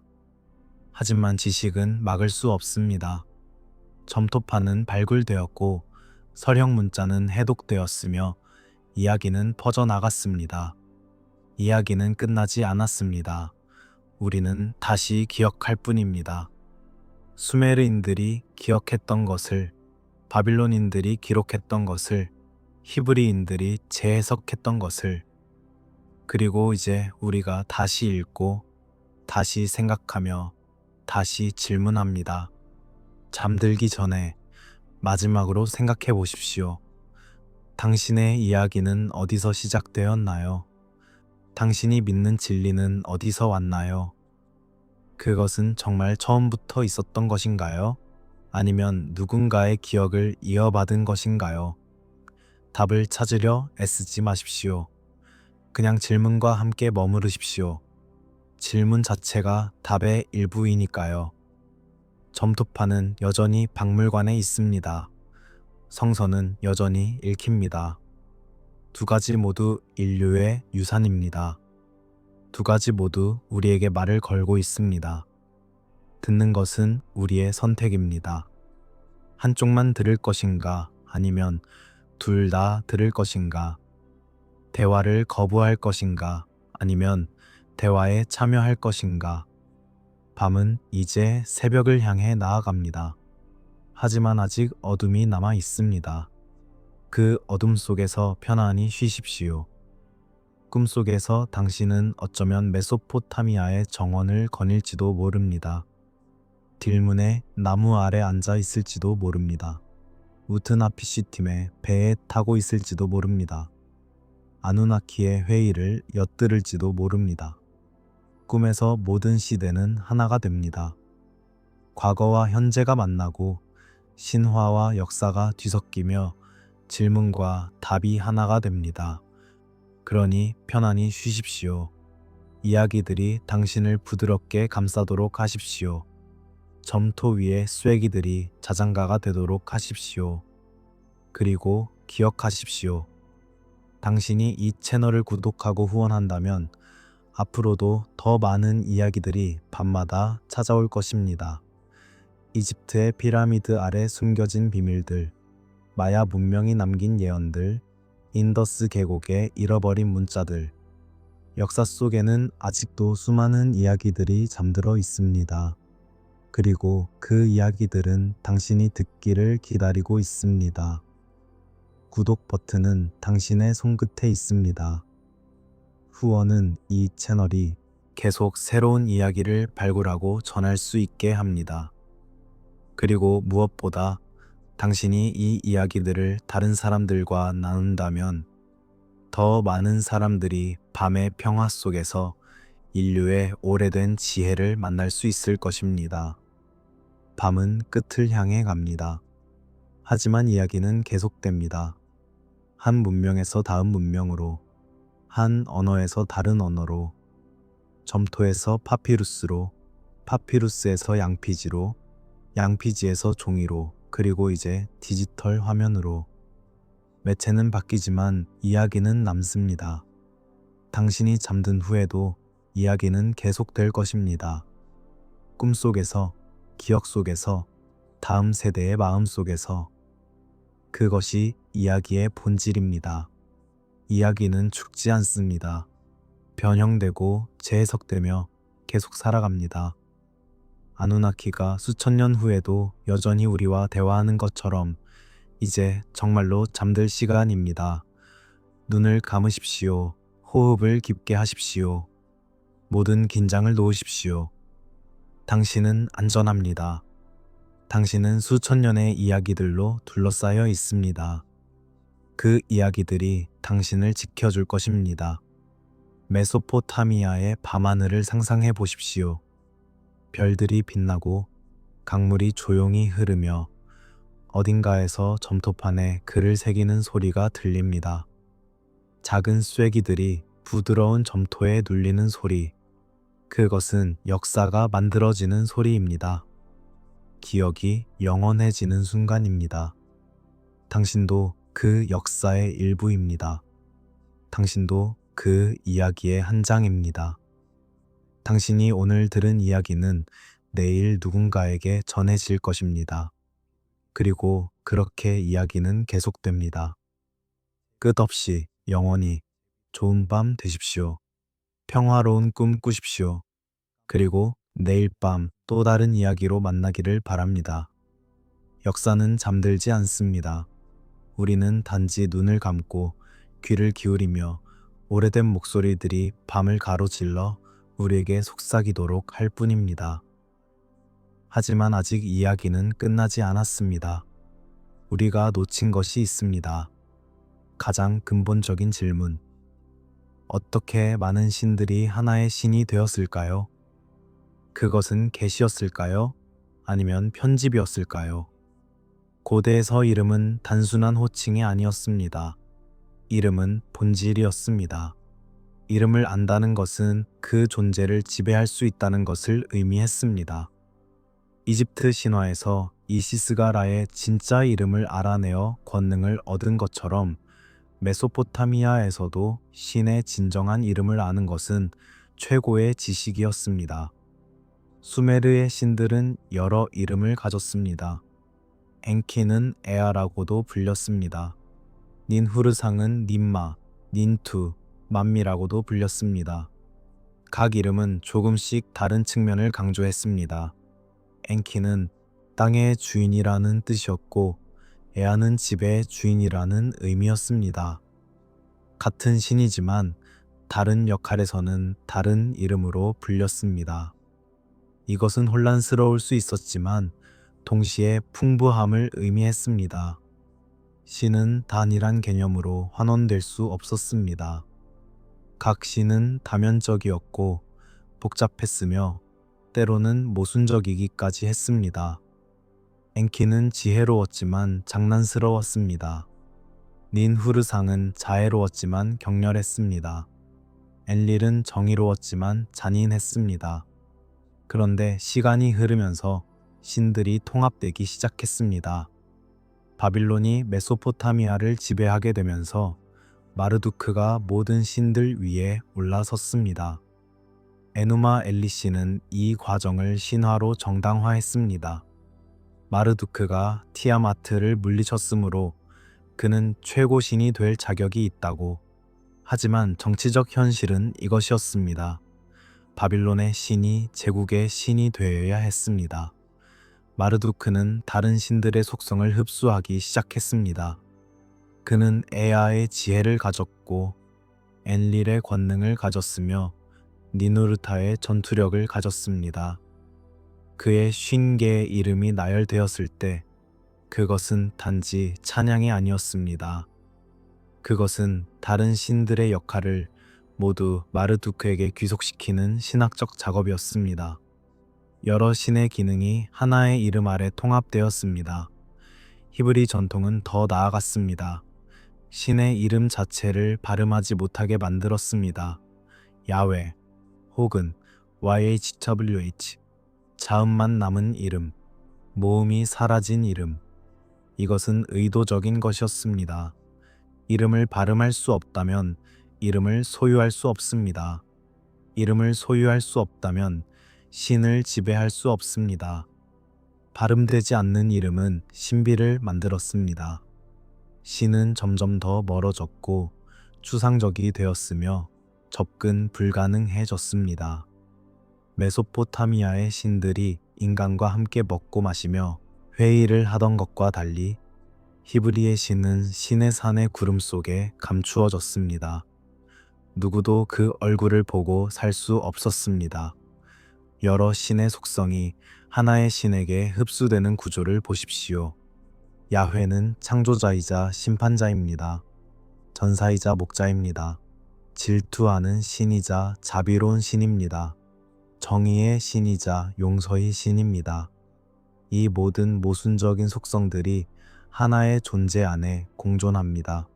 어떻게 가능할까요? 가능한 이유는 이것입니다. 야훼가 원래 여러 신들의 특성을 통합한 개념이기 때문입니다. 엘, 엘리온, 엘샤다이, 야훼. 이 이름들은 원래 다른 신들을 가리켰을 가능성이 있습니다. 하지만 히브리 신학이 발전하면서 이 모든 이름이 하나의 신을 가리키는 다른 호칭으로 재해석되었습니다. 신을 하나로 만드는 것은 신학만의 문제가 아니었습니다. 그것은 편집의 기술이었습니다. 어떤 이야기를 남기고 어떤 이야기를 제거할 것인가, 어떤 신의 이름을 보존하고 어떤 신의 이름을 지울 것인가, 어떤 속성을 강조하고 어떤 속성을 숨길 것인가. 이 모든 결정이 축적되어 다신교가 단일신교로 변화했습니다. 이름을 줄이면 이야기도 줄어듭니다. 신들의 회의가 하나의 독백이 되고 신들 간의 갈등이 신의 내적 고민이 되며 다양한 관점이 하나의 진리로 수렴됩니다. 복잡성이 단순성으로, 토론이 명령으로, 과정이 결론으로 바뀝니다. 하지만 흔적은 남습니다. 시편 82편은 여전히 신들의 회의를 언급합니다.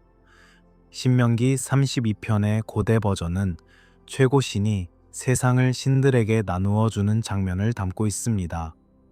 야곱이 씨름한 존재는 천사였을까요? 신이었을까요? 아니면 신들 중 하나였을까요? 모호함이 남아 있습니다. 자신의 기억이 단일신 안에 남긴 잔향. 이것이 우리가 지금 듣는 것입니다. 하나의 목소리처럼 들리지만 주에 깊게 들으면 합창입니다.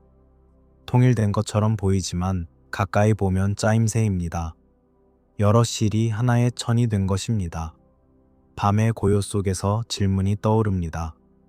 우리는 신을 하나로 믿게 되었을까요? 아니면 하나만 기억하도록 배웠을까요? 신이 원래부터 하나였을까요? 아니면 우리가 하나로 만든 것일까요? 이 질문에 답은 없습니다.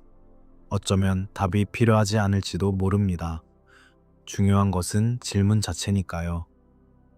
시간에 대해 이야기해 봅시다.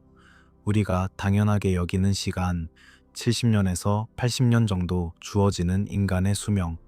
하지만 옛날에는 달랐습니다. 아주 오래전에는 시간이 다르게 흘렀습니다. 수메르 왕 목록. 이것은 수메르 문명의 모든 왕들을 나열한 문서입니다. 여러 점토판에 복사되어 전해져 왔고, 가장 완전한 버전은 웰드 블런델 프리즘이라고 불립니다. 거기에는 놀라운 것이 기록되어 있습니다. 첫 번째 왕조 에리두의 왕들. 알룰림은 28,800년을 통치했습니다. 알랄가르는 36,000년을 통치했습니다. 숫자를 천천히 음미해 보십시오. 2만 년, 3만 년, 한 사람이 한 도시를 그렇게 오랫동안 다스렸다고 합니다. 계속됩니다. 에리두의 다음 왕들, 바드티비라의 왕들, 라라크의 왕, 시파르의 왕. 각각이 수만 년씩 통치했습니다. 합계를 내보면 홍수 이전의 8왕이 총 24만 년 이상을 통치했습니다. 24만 년, 인류 문명의 역사보다 긴 시간입니다. 그리고 한 줄이 나옵니다. 홍수가 땅을 휩쓸었다. 왕권이 하늘에서 내려왔다. 새로운 시작입니다. 홍수 이후의 왕들을 보십시오. 수명이 급격히 줄어듭니다. 키쉬의 첫 번째 왕 가우르는 1200년을 통치했습니다. 여전히 길지만 이전보다 훨씬 짧습니다. 시간이 흐를수록 왕들의 통치 기간은 점점 더 짧아집니다. 600년, 300년, 100년. 그리고 마침내 역사적으로 확인 가능한 시기에 도달하면 왕들은 20년에서 30년 정도 통치합니다. 우리가 아는 정상적인 수명입니다. 이것은 무엇을 의미할까요? 수메르인들이 수학을 몰랐을까요? 아닙니다. 그들은 복잡한 계산을 할 수 있었고 정교한 천문학을 발전시켰습니다. 그들이 시간을 측정할 줄 몰랐을까요? 아닙니다. 그들의 달력은 매우 정확했습니다. 그렇다면 이 숫자들은 상징입니다. 무엇의 상징일까요? 신과 인간 사이에 놓인 왕이라는 존재를 말합니다. 초기의 왕들은 단순한 인간이 아니었습니다. 그들은 반신적 존재였습니다. 신들이 직접 세운 왕들이었습니다. 그래서 그들은 거의 영원히 살았습니다. 홍수는 전환점이었습니다. 홍수 이전과 이후, 신적 시대와 인간 시대. 홍수는 단지 물리적 재난이 아니라 시간 자체의 구조가 바뀐 사건이었습니다. 신들이 인간과 가까웠던 시대가 끝나고 거리가 생긴 시대가 시작되었습니다. 이제 창세기를 보십시오. 족장들의 수명. 아담은 930년을 살았습니다. 셋은 922년을 살았습니다. 에노스는 905년을 살았습니다. 메우두셀라는 969년을 살았습니다. 인류 역사상 가장 오래 산 사람이라고 기록됩니다. 노아는 950년을 살았습니다. 홍수 이후를 보십시오. 셈은 600년을 살았습니다. 아르박삿은 448년, 셀라는 433년, 에벨은 464년, 점점 짧아집니다. 아브라함은 175년을 살았습니다. 이삭은 180년, 야곱은 147년, 모세는 120년, 시편 90편은 말합니다. 우리의 연수가 70이요, 강건하면 80입니다. 패턴이 보이십니까? 수메르 왕 목록과 정확히 같은 패턴입니다. 초기에는 거의 영원에 가까운 수명, 점진적인 감소, 그리고 마침내 정상적인 인간 수명. 두 문헌이 같은 구조를 공유합니다. 시간이 짧아지는 이유에 대한 신화적 해석은 무엇일까요? 창세기는 명확한 이유를 제시하지 않습니다. 다만 홍수 이후 야훼가 말합니다. 나의 영이 사람과 영원히 함께하지 아니하리니 이는 그들이 육체가 됨이라. 그들의 날은 120년이 되리라. 신의 영이 물러난 것입니다. 신성이 인간에게서 멀어진 것입니다. 메소포타미아 신화도 비슷한 메시지를 담고 있습니다. 아트라하시스에서 신들은 홍수 이후 인간의 수명을 제한하기로 결정합니다. 인구 조절의 한 방법으로서 영원히 사는 인간은 너무 많아질 것이고 다시 시끄러워질 것입니다. 그래서 불임, 유산, 짧은 수명이 도입되었습니다. 시간 자체가 신적 질서였을 가능성을 생각해 보십시오. 초기 왕들의 긴 수명은 신들이 세상에 직접 개입하던 시대를 상징합니다. 그때는 하늘과 땅이 가까웠고 신과 인간이 대화했으며 기적이 일상이었습니다. 시간조차도 신의 선물이었습니다. 하지만 신들이 떠나면서 시간도 줄어들었습니다. 홍수는 그 분리의 표시였습니다. 옛 세계가 물에 잠기고 새 세계가 시작되었을 때 시간의 속도도 바뀌었습니다. 아니, 정확히 말하면 인간에게 허락된 시간이 줄어든 것입니다. 메우두셀라가 969년을 산 것이 역사적 사실일까요? 아마 아닐 것입니다. 그것은 은유입니다. 신에 가까웠던 시대의 은유. 세상이 아직 젊었고 인간이 아직 신의 숨결을 직접 느낄 수 있었던 시대의 은유. 수명이 짧아지는 것은 타락의 증거가 아니라 분리의 증거였습니다. 조용히 사색해 봅시다. 시간은 흐르는 것일까요? 아니면 허락되는 것일까요? 우리는 시간을 가진 것일까요? 아니면 빌린 것일까요? 70년이라는 수명은 자연의 법칙일까요? 아니면 계약의 조건일까요? 옛날 사람들은 이렇게 믿었습니다. 시간은 신의 선물이고 그 양은 신과의 거리에 달려 있다고. 밤은 시간을 잊게 만듭니다.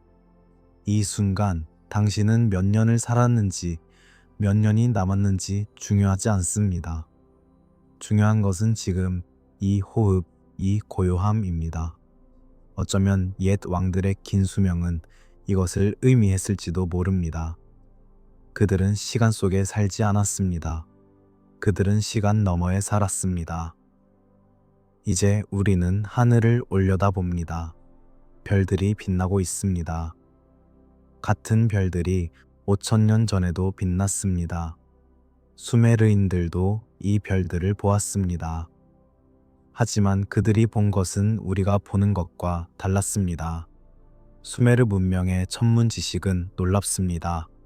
그들은 황도, 12궁을 알았습니다.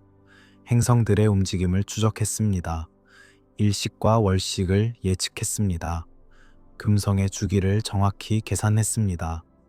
시리우스가 떠오르는 날을 기준으로 달력을 조정했습니다. 이것은 단순한 관찰이 아니었습니다. 이것은 수백 년, 어쩌면 수천 년에 걸친 체계적인 기록과 계산의 결과였습니다. 밤마다 사제들이 지구라트 꼭대기에 올라가 하늘을 관찰했습니다. 별의 위치를 기록했고 패턴을 찾았으며 미래를 예측했습니다. 별과 신을 연결한 고대의 사고를 보십시오. 각 별, 각 행성은 신과 연결되어 있었습니다. 금성은 이난나, 사랑과 전쟁의 여신, 목성은 마르두크, 왕들의 신, 화성은 네르갈, 전염병과 전투의 신, 토성은 니누르타, 농경의 신, 수성은 나부, 서기와 지혜의 신. 행성의 움직임은 신들의 의지를 반영했습니다. 금성이 밝게 빛나면 전쟁이 일어날 조짐이었습니다. 화성이 역행하면 역병이 올 수 있었습니다. 목성과 토성이 함께 나타나면 왕조가 바뀔 수 있었습니다. 하늘은 신들의 서판이었고 별은 그들의 문자였습니다. 달력을 생각해 보십시오. 수메르의 달력은 태음력이었지만 태양력과 조화를 이루도록 조정되었습니다. 12개월이 한 해였고 가끔 윤달이 추가되었습니다. 각 달은 특정 신에게 바쳐졌고 각 계절은 특정 의식과 연결되었습니다. 시간 자체가 신성한 질서의 일부였습니다. 정확성은 놀랍습니다. 수메르인들은 1년을 365주 25일로 알고 있었습니다. 현대 천문학이 확인한 수치와 거의 같습니다. 그들은 달의 주기를 29소 53일로 계산했습니다. 이것도 정확합니다. 그들은 금성이 584일마다 같은 위치로 돌아온다는 것을 알았습니다. 어떻게 이런 정확도가 가능했을까요? 원시 문명이라는 현대적 오해를 생각해 봅시다. 우리는 종종 고대인들을 미개하다고, 미신적이라고, 과학을 모른다고 생각합니다. 하지만 증거는 반대를 말합니다. 수메르인들은 수학에 능했고 천문학에 정통했으며 공학적 업적을 이루었습니다. 그들의 지식은 어디서 왔을까요? 전통적인 답은 이것입니다. 그들이 오랜 시간에 걸쳐 관찰하고 축적했다고. 하지만 수메르 문명은 갑자기 나타났습니다. 기원전 3,500년경, 비교적 짧은 시간 안에 문자, 도시, 국가, 종교가 완전한 형태로 등장했습니다. 마치 누군가 가르쳐 준 것처럼 성서 속 별과 하늘의 표징을 생각해 봅시다. 창조 이야기에서 하나님은 넷째 날에 해와 달과 별을 만들었다고 합니다. 그리고 말합니다. 그것들이 표징이 되고 절기를 이루며 날과 해를 이루게 하라. 별은 단순한 장식이 아니라 기능을 가졌습니다. 시간을 표시하고 계절을 알리는 기능, 동방박사 이야기를 기억하십시오. 예수가 탄생했을 때 동방에서 박사들이 왔습니다. 그들은 별을 보고 왕의 탄생을 알았다고 합니다. 이들은 누구였을까요? 아마도 페르시아나 바빌론의 천문학자 사제들이었을 것입니다. 메소포타미아 전통을 이어받은 자들. 그들은 어떻게 별을 통해 사건을 예측할 수 있었을까요? 단순한 미신이었을까요? 아니면 우리가 잃어버린 지식 체계였을까요? 고대인들은 우주를 하나의 연결된 전체로 보았습니다. 하늘에서 일어나는 일은 땅에 반영되고 땅에서 일어나는 일은 하늘에 기록됩니다. 만물은 연결되어 있었습니다. 질문을 던져봅시다. 지식은 인간이 발견했을까요? 아니면 전달받았을까요? 현대 과학은 전자를 말합니다. 인간이 관찰하고 실험하고 이론을 세우며 지식을 쌓아왔다고. 하지만 고대 신화는 후자를 말합니다. 지식은 신들이 혹은 신적 존재들이 인간에게 가르쳐준 선물이라고. 아칼루, 아누나키의 현자들, 감시자들, 이들은 모두 같은 역할을 합니다. 하늘에서 내려와 인간에게 지식을 전달하는 교사들. 천문학, 수학, 농업, 건축, 의학. 문명의 모든 기초 기술이 그들에게서 왔다고 신화는 말합니다. 이것을 문자 그대로 믿어야 할까요? 외계인이 와서 가르쳐 줬다는 이론처럼요. 아마 아닐 것입니다. 하지만 완전히 무시해야 할까요? 그것도 아닐 것입니다. 어쩌면 이것은 은유입니다. 지식의 기원이 신비롭다는 것의 은유. 어떤 통찰은 노력만으로 얻어지지 않고 영감으로, 계시로 갑자기 온다는 것의 은유. 별을 바라보며 사색해 봅시다. 우리는 언제부터 하늘을 두려워하기보다 외면하게 되었을까요?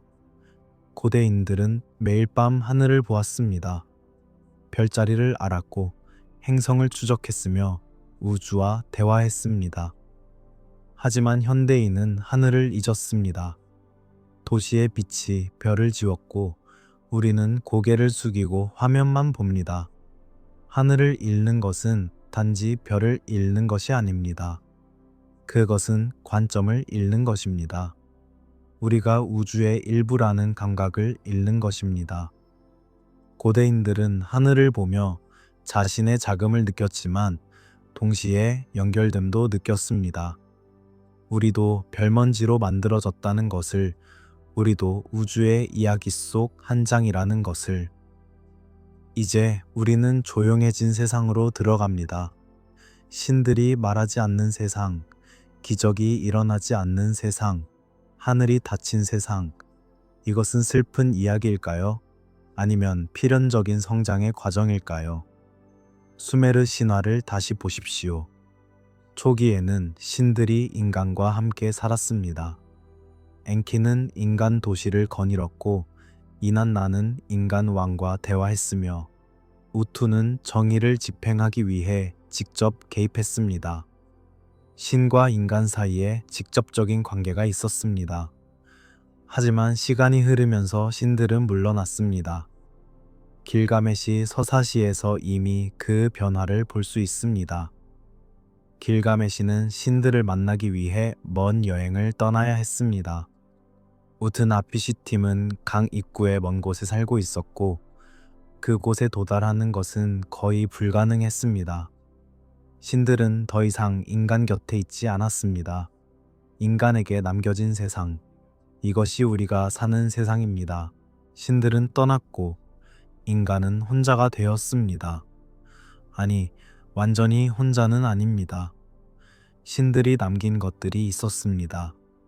율법, 의식, 신전, 그리고 기억.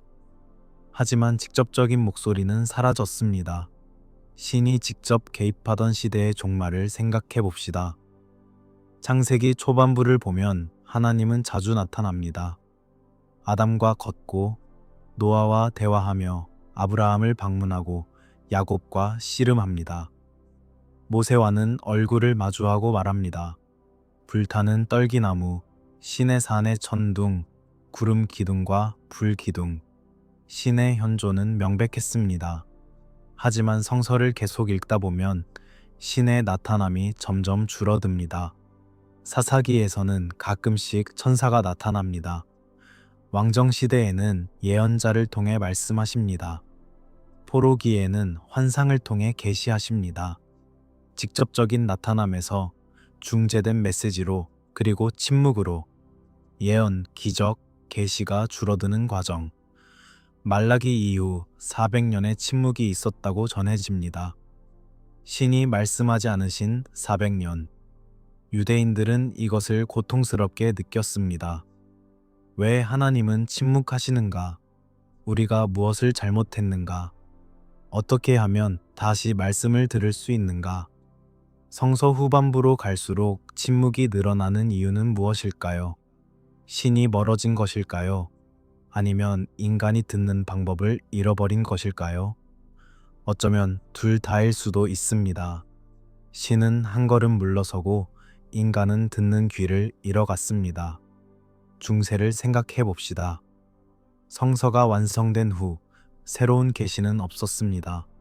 교회는 말했습니다. 모든 계시는 이미 주어졌다고, 성서와 전통에 모든 것이 담겨 있다고, 더 이상 직접적인 신의 목소리를 기대하지 말라고, 대신 믿음을 가지라고. 믿음. 이 단어가 점점 더 강조되기 시작했습니다. 보지 않고 믿는 것, 듣지 않고 믿는 것, 증거 없이 믿는 것. 신이 침묵할 때 믿음이 그 공백을 메워야 했습니다. 의심은 죄가 되었고, 질문은 불경이 되었으며, 침묵은 시험이 되었습니다. 신의 부재를 메우는 제도와 교회. 신이 직접 말하지 않는다면 누군가 신의 뜻을 해석해야 했습니다. 사제들, 교황, 공의회. 그들이 신의 대리인이 되었습니다. 신의 침묵을 그들의 목소리로 채웠습니다. 이것은 권력의 공백을 메우는 자연스러운 과정이었습니다. 하지만 위험도 있었습니다. 신의 목소리라고 주장하는 인간의 목소리를 어떻게 구별할 수 있을까요? 진정한 예언과 거짓 예언을 어떻게 분별할까요? 신이 침묵할 때 그 침묵을 이용하려는 자들이 나타났습니다. 질문 대신 순종이 강조된 역사를 보십시오. 신비주의자들이 직접적인 신의 경험을 주장할 때 교회는 경계했습니다. 이단으로 낙인 찍고 추방하고 때로는 화형에 처했습니다. 왜일까요? 직접적인 계시를 주장하는 것은 교회의 중재를 우회하는 것이었기 때문입니다. 제도적 권위에 대한 도전이었습니다. 하지만 다른 관점도 있습니다. 신이 떠난 것이 아니라 물러났을 가능성. 부모가 자녀를 떠나는 것이 아니라 자녀가 홀로 걸을 수 있도록 한 걸음 뒤로 물러서는 것처럼 신이 침묵하는 것은 거부가 아니라 신뢰일 수 있습니다. 인간이 스스로 선택하고 스스로 책임지며 스스로 성장할 수 있다는 신뢰. 생각해 보십시오. 만약 신이 항상 나타나서 모든 것을 지시한다면 인간의 자유는 어디에 있을까요? 도덕적 선택의 의미는 무엇일까요? 신이 침묵하기 때문에 우리는 선택해야 합니다. 신이 숨어 계시기 때문에 우리는 찾아야 합니다. 신이 말씀하지 않기 때문에 우리는 듣는 법을 배워야 합니다. 조용히 결론을 향해 나아갑니다. 침묵은 부재가 아니라 거리일지도 모릅니다. 신이 없는 것이 아니라 다른 방식으로 계신 것일지도 모릅니다. 더 이상 불타는 떨기나무로 나타나지 않지만 양심의 목소리로 속삭일지도 모릅니다. 더 이상 구름 기둥으로 인도하지 않지만 삶의 사건들을 통해 이끌지도 모릅니다. 밤의 침묵은 공허하지 않습니다. 그것은 충만함입니다. 침묵 속에서 우리는 더 깊은 것을 들을 수 있습니다. 신이 떠났다고 느낄 때 실은 신이 우리 안에 더 깊이 계실지도 모릅니다. 외부의 목소리가 아니라 내부의 현존으로. 안녕히 주무십시오.